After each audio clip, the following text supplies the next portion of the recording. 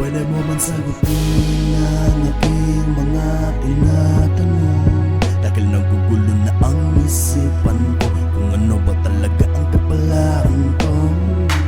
Sino ba ang kinakapiling ko ngayon, na kulang ba talaga ang kanyang karelasyon?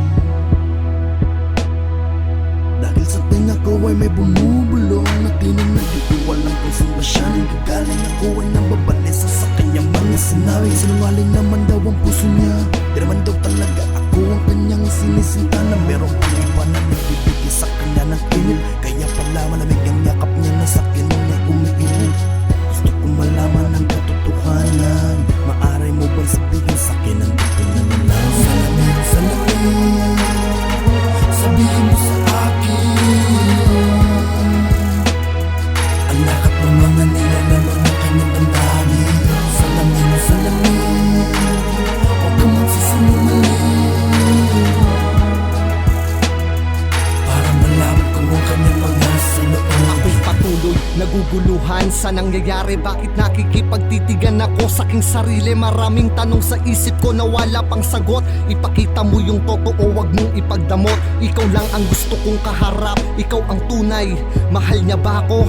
Huwag kang maingay, ibulong mo lang sa akin at handa kong makinig. Huwag kang magsinungaling, ikaw din ang aking bibig. Ikaw ang ikalawang ako sa likod ng salamin. Totoo ba ang hinala ko? Ipakita ngayon din. Inuutusan kitang umalis sa aking harapan. Alamin ang mga tunay ugat ng kagagawan. Nang bigla ang pagbabago niya, ano ang dahilan? Maging tapat ka sa'kin ay malaking kaliwanagan sa dilim, kung saan kita lagi nakikita salamin. Lahat ay handa mo bang ipakita?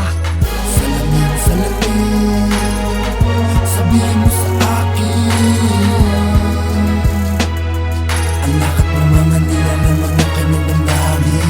Salamin, huwag kang magsisinungaling,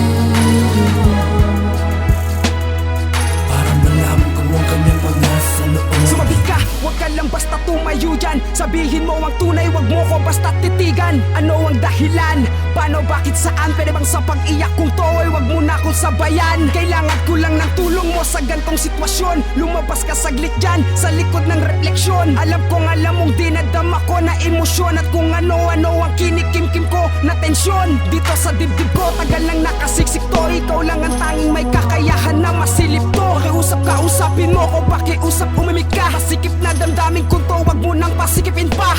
Wag mo nang hintayin, pasagin bago lumabas. Bago pa ako manggigil, bago pa ako mabanas, bago pa suntukin at untog ang ulo ng malakas, at buhay natin ay parehas sabay na magwakas.